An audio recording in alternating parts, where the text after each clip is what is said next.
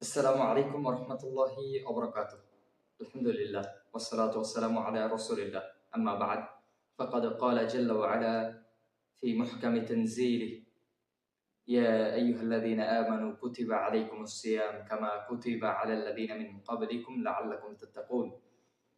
وقال رسول الله صلى الله عليه وسلم: من صام رمضان إيمانا واحتسابا غفر له ما تقدم من ذنبه ومن قام رمضان ঈমানান ওয়াহতিসাবা গুফিরা লাহু মা তাকদ্দামা মিন যামবি।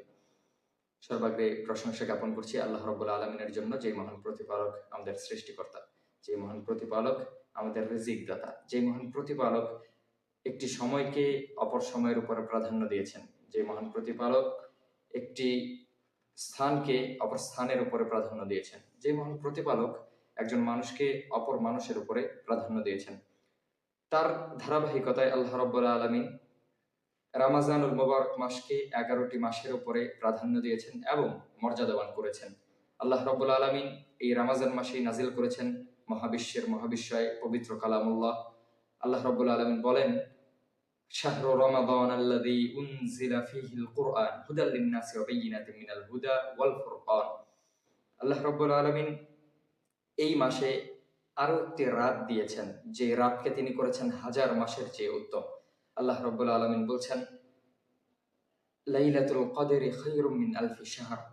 আল্লাহ লাইলাতুল কদরের রাতে কোরআন নাজিল করেছেন এবং এই রাতটি 1000 মাসের চেয়ে উত্তম।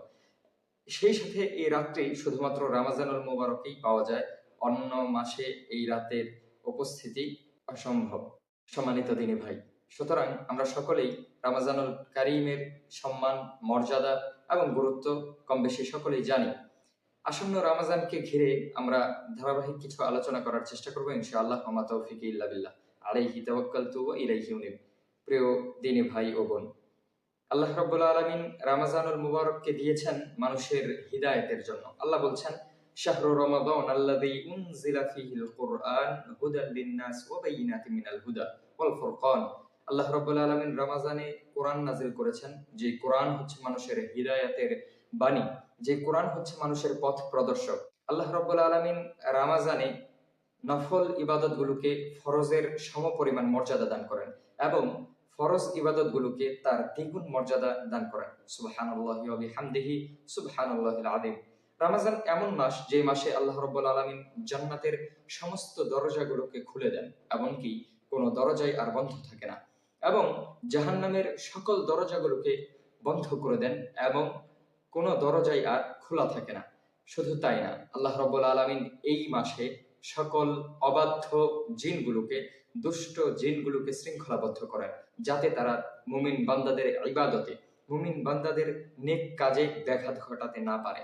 রমজান এমন মাস, যে মাসে আল্লাহ রাব্বুল আলামিন সংযমশীল হওয়ার জন্য, তাকওয়াবান হওয়ার জন্য মানুষকে আহ্বান করেছেন। আল্লাহ রাব্বুল আলামিন বলেন: ইয়া আইয়ুহাল্লাযীনা আমানু, হে বিশ্বাসীগণ, হে ঈমানদারগণ, কুতিবা আলাইকুমুস সিয়াম, তোমাদের উপরে রমজানের সিয়ামকে ফরজ করা হয়েছে, কামা কুতিবা আলাল্লাযীনা মিন ক্বাবলিকুম লাআল্লাকুম তাত্তাকুন, তোমাদের পূর্ববর্তীদের উপরেও এই রমজানের সিয়ামকে ফরজ করা হয়েছিল, যাতে করে তোমরা মুত্তাকী হতে পারো, যাতে করে তোমরা তাকওয়াশীল হতে পারো, যাতে করে তোমরা আল্লাহকে ভয় করতে পারো, যাতে করে তোমরা একজন খাঁটি ঈমানদারে পরিণত হতে পারো এবং এই একটি মাসকে পেয়ে তোমাদের নিজেদের ঈমানকে ঝলসিয়ে নিতে পারো।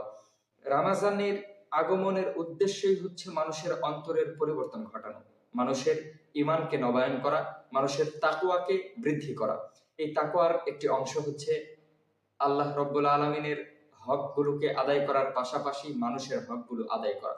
তাকওয়ার একটি অংশ হচ্ছে অন্তরে কোনো প্রকার বিদ্বেষ, হিংসা, দুশ্চিন্তা না রাখা।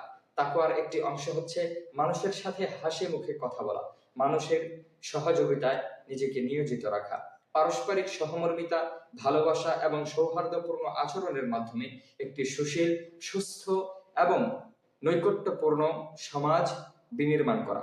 সম্মানিত সুধী, রমজান এসেছে আপনার অন্তরের পরিবর্তন ঘটানোর জন্য। রমজান মাস আগমনের সাথে সাথেই আল্লাহ রাব্বুল আলামিনের একজন ঘোষক ঘোষণা দিতে থাকেন: ইয়া বাগিয়াল খাইরি আকবিল ওয়া ইয়া বাগিয়াশ শাররি আকসির, হে কল্যাণকামী, তোমরা অগ্রসর হও, হে অকল্যাণকামী, তোমরা পিছু হটো। যারা কল্যাণ করতে চাও, যারা আল্লাহর আনুগত্য করতে চাও, যারা ভালো কাজ করার নিয়ত করেছো, তোমরা ভালো কাজের দিকে অগ্রসর হও, ভালো কাজ করো। আর তোমরা যারা অন্তরে খারাপ কাজের নিয়ত রেখেছিলে, অন্তরে খারাপ কাজের মনোবাসনা রেখেছিলে, তোমরা খারাপ কাজ করা হতে বিরত থাকো, অন্তরকে পরিশুদ্ধ করো। সম্মানিত দিনী ভাই, রামাজান হচ্ছে একটা আতরের ডিব্বা, একটা আতরের কৌটা, আর আপনার অন্তর হচ্ছে কাপড়ের ন্যায়। আমরা যেমন সাদা কাপড়ে, পরিষ্কার পরিচ্ছন্ন আয়রনযুক্ত কাপড়ে আতর লাগাই, অনুরূপভাবে আপনার অন্তর হচ্ছে কাপড়ের মতো। আমরা কেউই অপরিষ্কার, নোংরা, ময়লাযুক্ত, কাদাযুক্ত কাপড়ে আতর লাগাই না। আর ময়লা নোংরা কাপড়ে আতর দেওয়ারও কোনো ফায়দা নেই। ময়লা নোংরা দুর্গন্ধযুক্ত কাপড়ে আতর দিলে সেই আতরের সুঘ্রাণ যেমন ফলপ্রসূ হয় না, তেমনি ভাবে আপনার অন্তরটাও একটি কাপড়ের মতো। আর রামাজান হচ্ছে আতরের কৌটার মতো। রামাজান হচ্ছে আতর, আর আপনার অন্তর হচ্ছে কাপড়। আপনি যদি আপনার অন্তরে কলুষতা রাখেন, আপনার অন্তর যদি পরিষ্কার না হয়, পাপের কাজে আপনি ডুবে থাকেন, এমত অবস্থায় রামাজান আপনার জীবনে এসে আপনার জীবনে কোনো পরিবর্তন ঘটাতে পারবে না। রামাজান আপনার অন্তরে কোনো পরিবর্তন সাধন করতে পারবে না, বরং রমজান আসবে আবার চলে যাবে। রামাজানের আগে আপনি যেমনটা ছিলেন, রামাজানের আগে আপনি যেমন অপকর্মে লিপ্ত ছিলেন, রমজানের আগে আপনি যেমন পাপী ছিলেন, রামাজানের মাঝেও এবং রামাজান চলে যাওয়ার পরেও আপনি সেই একই মানুষ থাকবেন। আপনার ভিতর বাহিরে কোনো পরিবর্তন হবে না। এর বিপরীতে আপনি যদি রামাজান আসার আগেই আপনার অন্তর নামক কাপড়টাকে পরিশুদ্ধ করেন, আল্লাহর কাছে তাওবা এবং ইস্তিগফার করেন, আল্লাহর কাছে ক্ষমা চেয়ে বিনীতভাবে কান্নাকাটি করে আপনি পাপের কাজগুলোকে বন্ধ করে দিয়ে একনিষ্ঠ চিত্তে আল্লাহর আনুগত্য করার জন্যই মনস্থির করেন এবং সেই অনুপাতেই আপনি রমজানকে বরণ করেন, সেই রামাজান আপনার অন্তরে প্রভাব ফেলবে। রামাজান আপনার অন্তরে দোলা দেবে, রামাজান আপনার অন্তরে পরিবর্তন আনবে। রামাজানের আতর আপনার অন্তর নামক কাপড়ে সুঘ্রাণ ছড়াবে, যার ঘ্রাণে আপনি রামাজানের পরবর্তীতে একজন প্রকৃত ইমানদার এবং মুমিন মানুষে রূপান্তরিত হবেন। সুতরাং দিনী ভাই, আসুন আজকে থেকেই, রামাজান আসার পূর্ব থেকেই আমরা আমাদের অন্তরটাকে পরিশুদ্ধ করি, আমরা আমাদের অন্তরটাকে কলুষ মুক্ত করি এবং আমাদের নিয়তকে খাঁটি করে, একনিষ্ঠ করে আল্লাহ রাব্বুল আলামিনের ইবাদত করার জন্য নিজেদের অন্তরে মনস্থির করি। আমরা পাপের কাজগুলোকে আজকে থেকেই পরিহার করার চেষ্টা করি। আল্লাহ রাব্বুল আলামিন আমাদেরকে সেই তৌফিক দান করুন। আমিন।